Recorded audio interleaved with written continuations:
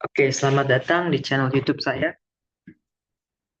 Hari ini saya akan mempresentasikan hasil tesis yang saya buat di Humboldt Campus Brackenfield yang berjudul Solid Waste Management Master Plan for Yogyakarta City, Indonesia. Dalam translasi merupakan rencana manajemen sampah untuk Yogyakarta, untuk kota Yogyakarta. Jadi tahun lalu sekitar bulan Juli, TPST Piungan mengalami krisis sampah dan dampaknya itu terhadap tiga kota, Yogyakarta, Sleman, dan Bantul. Dan hal ini disebabkan karena kepenuhan kapasitas di Piungan. Padahal menurut kapasitasnya Piungan itu hanya estimasinya itu hanya sampai 2020. Tapi sampai sekarang tidak ada alternatif yang dibuat, tidak ada improvement yang ada, jadi menyebabkan terjadinya krisis sampah dan menyebabkan tempat-tempat turisme di Yogyakarta dan di kota-kota yang ada itu mengalami masalah. Menurut data pada tahun 2023, menurut statistik di Yogyakarta itu sekitar 360 ton per hari itu diciptakan sampah dengan populasi yang sekitar 460.000. Kalau dikalkulasikan itu bahwa setiap orangnya kira-kira menciptakan 0,78 kg per harinya per orang. Jadi tesis ini itu dibuat untuk menciptakan rencana manajemen sampah di Yogyakarta dan menggunakan metodologi material flow management dan juga mereferensi sebuah report yang dibuat oleh World Bank dengan judul Bridging the Gap in Solid Waste Management. Dan untuk menentukan kapasitas eh, teknologi sampah processingnya itu menggunakan best available technology method. Dan dapat dilihat pada gambar di bawah merupakan eh, pada tahun lalu tanggal 28 di mana saya melakukan riset di Ministry of Environment di Waste Department Sector di DLH di Yogyakarta.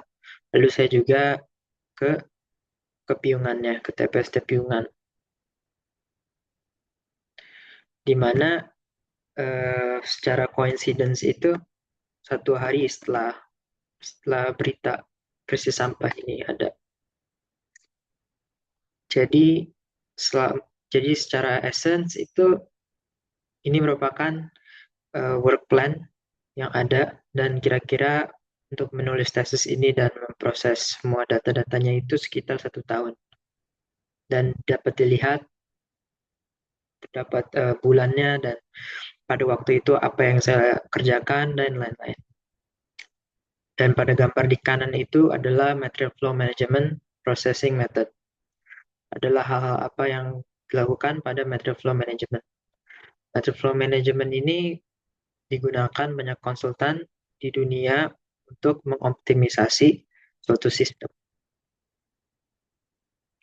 Jadi perlu perlu di, perlu diingatkan juga bahwa di Indonesia itu secara general sistemnya itu adalah collect, transport, dispose, yaitu mengumpulkan lalu langsung ke landfill atau di Yogyakarta itu langsung ke Piungan. Lalu untuk manajemen sampahnya itu ada proses desentralisasi dan secara budgeting itu di kota-kota di Indonesia itu relatively itu rendah. Contohnya di Yogyakarta saja dari budgeting yang ada itu hanya 1,04% digunakan untuk manajemen sampah.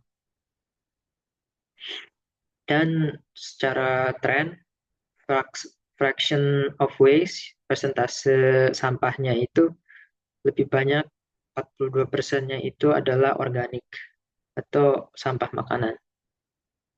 Dan ini adalah uh, hukum institutional legality, hukum yang telah diterapkan di Indonesia, dan dapat dilihat eh, hukum yang mencanangkan 3R, reduce, reuse, recycle itu dapat dilihat pada Undang-Undang Nomor 18 2008, ada juga Waste to Energy Initiatives, lalu juga lebih kepada mencanangkan itu bank sampah.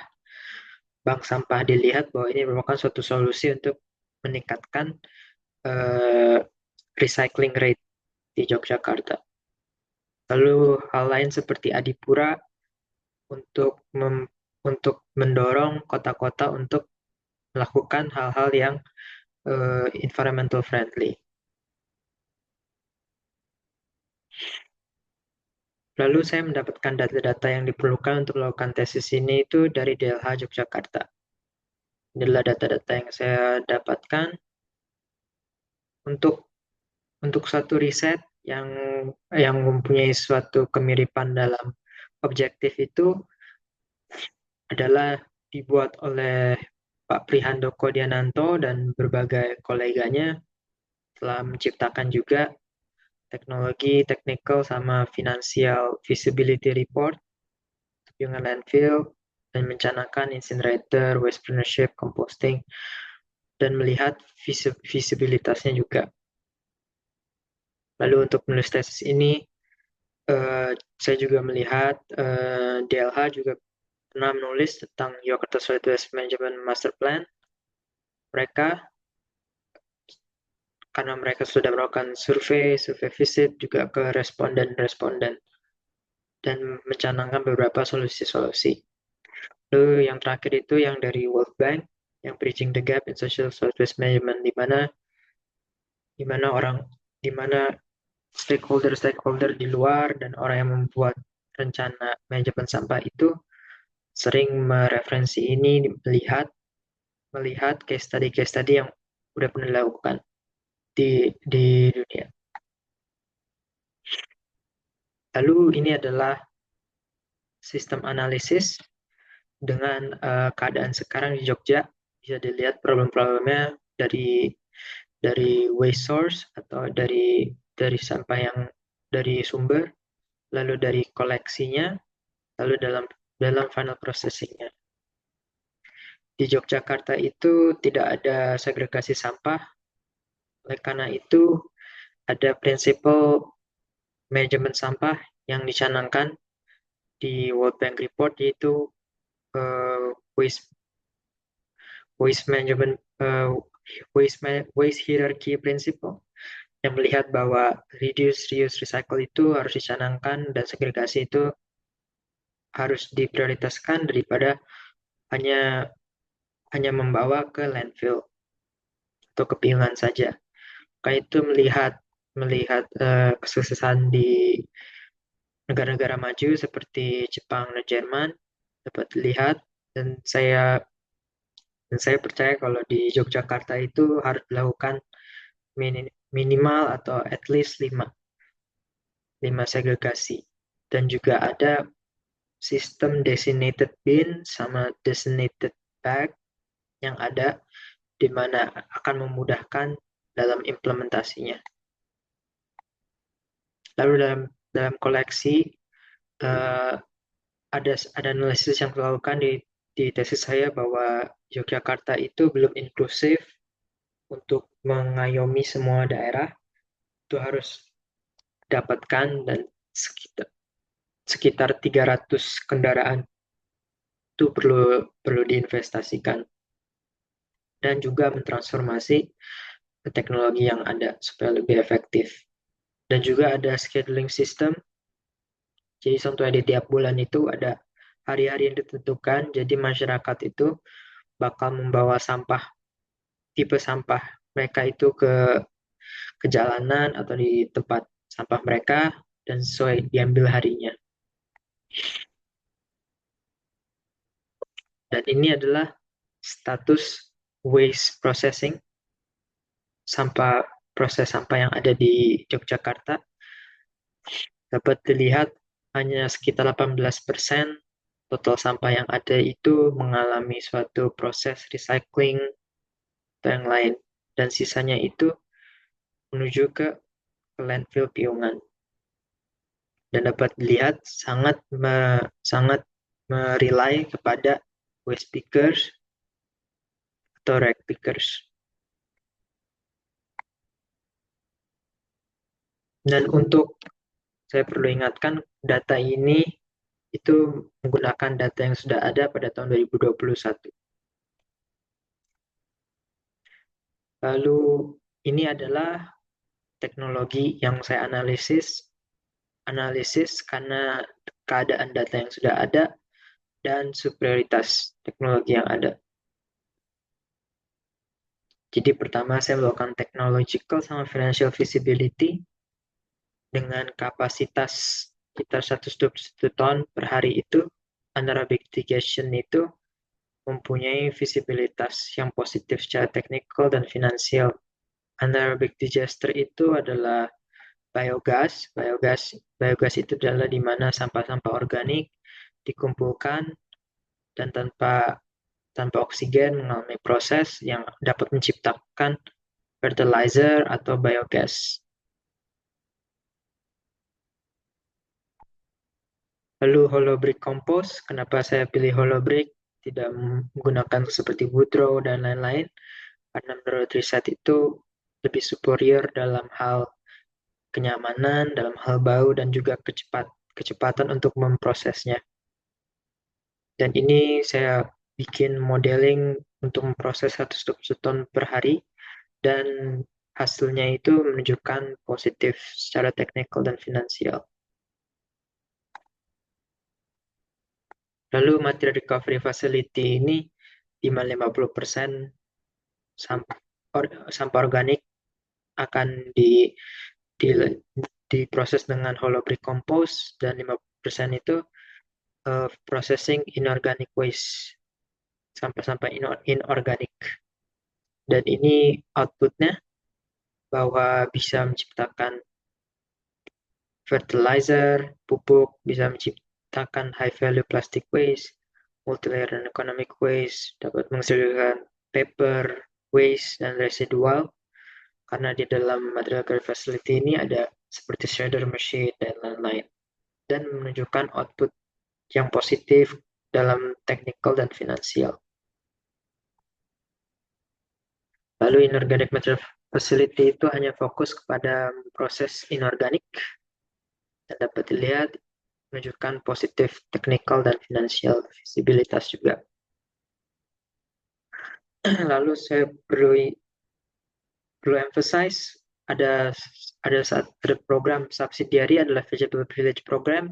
Ini untuk menjawab pertanyaan apabila apabila sistem Yogyakarta waste processing itu menciptakan pupuk yang banyak, kalau tidak ada yang mau beli, ini dapat menjadi program subsidiari, yaitu di mana setiap kota itu akan dapat menggunakan pupuk yang ada untuk untuk ber, untuk menciptakan seperti taman taman kota, bisa menanam kubis, tomat, dan lain-lain.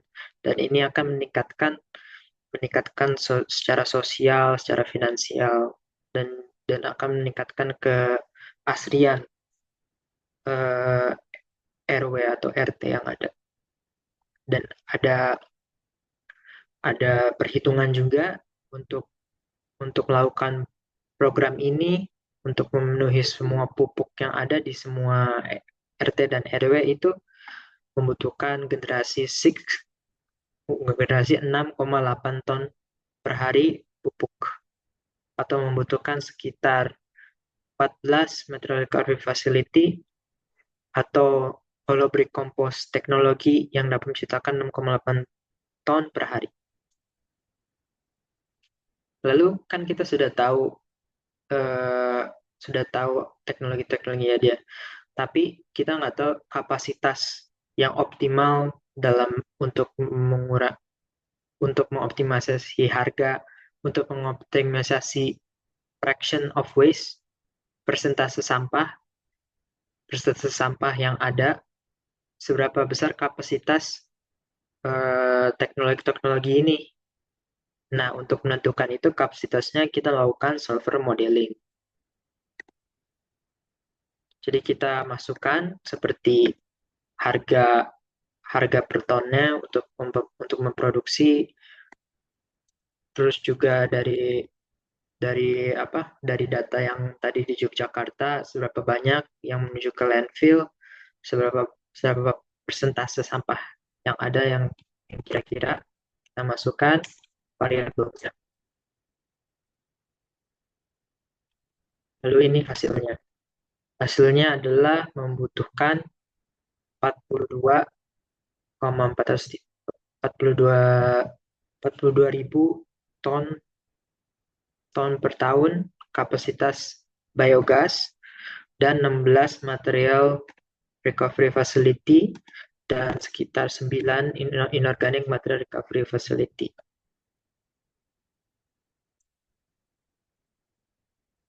Lalu saya juga menambahkan analisis eh, kepastian hukum dan saya melihat saya membandingkan dengan hukum yang telah dilakukan di Jepang dan di Jerman bahwa di Indonesia itu masih kurang ada suatu prinsipal untuk resource recovery atau melihat bahwa sampah itu merupakan suatu suatu resources atau suatu sumber daya dan menciptakan sistem yang closed loop di mana sampah itu tidak menjadi sampah tapi akan dapat mempunyai fungsi lain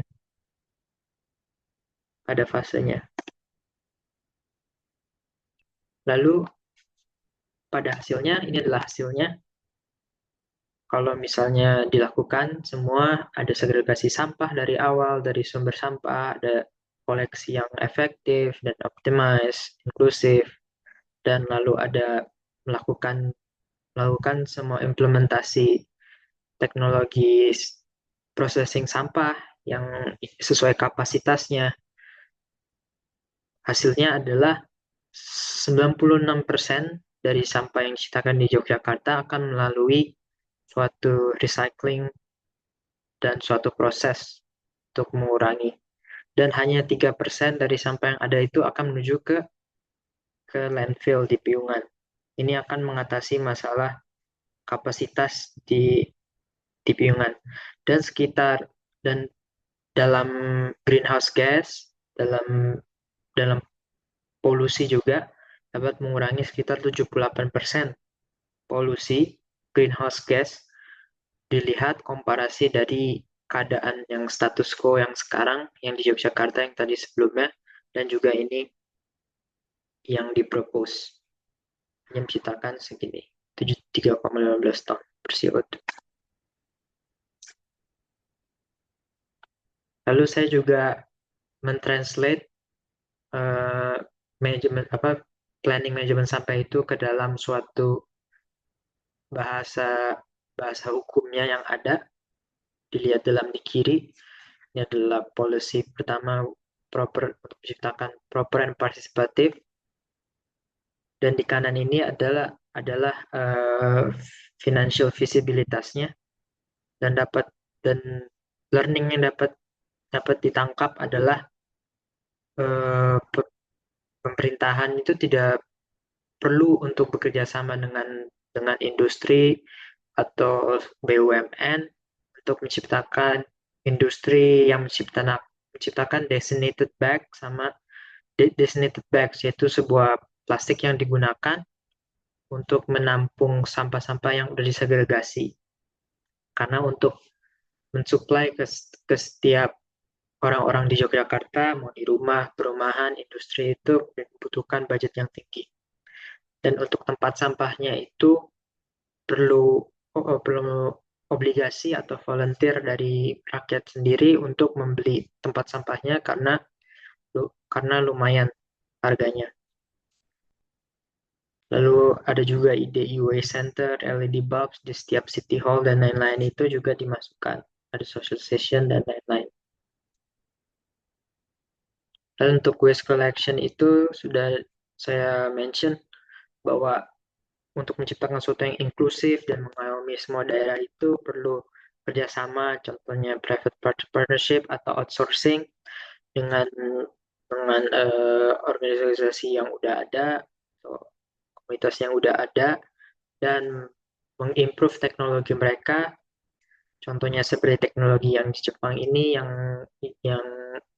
yang low pollutions, dan ini membutuhkan budget yang lumayan tinggi. Lalu untuk teknologi manajemen sampah, ini adalah hasil yang sudah didapatkan, kapasitasnya dan seberapa banyak. Dan perlu saya ingatkan bahwa material recovery facility dan inorganic material recovery facility itu untuk tanahnya itu menggunakan TPS, temporary waste shelter, atau yang transit transit point yang udah ada. Saya lihat itu udah banyak titiknya di Yogyakarta itu ada banyak tempat, dan daripada hanya sebagai tempat transit sampah yang ada, kita tambah juga utilitas untuk merecycle-nya juga.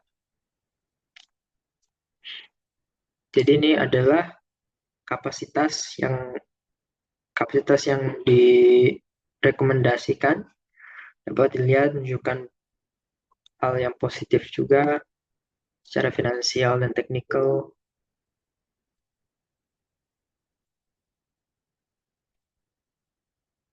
Nah, hanya untuk menginvestasi teknologi yang ada itu membutuhkan sekitar 23 miliar rupiah atau sekitar 1,5 US dollar, 1,5 miliar US dollar, 1,5 juta US dollar.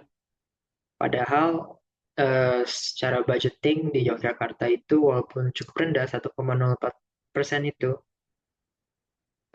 ada budget untuk manajemen sampah per tahunnya itu sekitar 17 M, dan dari hasil retribusinya itu sekitar 2,7 M. Oleh karena itu, oleh karena itu perlu dilaksanakan suatu kerjasama dengan BUMN atau industri yang ada, kayak private partnership, atau membutuhkan seperti NGO atau national governmental, ya non governmental organization, atau dari World Bank, IMF, untuk melakukan, atau dari organisasi lain untuk menciptakan sistem yang saya rekomendasikan. Tapi perlu diingat bahwa ada assurance net profit value atau profitability dari teknologi yang saya yang saya rekomendasikan, yaitu sekitar 36 miliar per tahun atau sekitar 2,4 juta US dollar.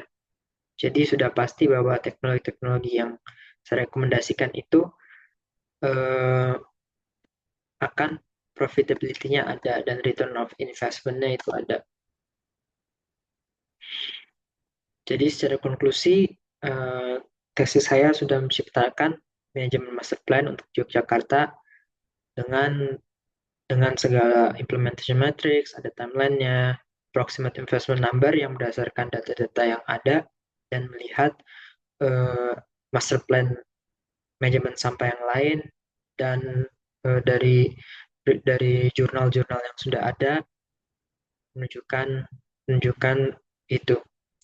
Oleh karena itu, Jakarta bisa mulai bekerjasama dengan industri, dengan BUMN, atau dengan NGO dan lain-lain untuk mencipta untuk mem- untuk menciptakan sound material cycle waste management, yaitu sebuah manajemen sampah yang fokus kepada closed loop of resource circulation.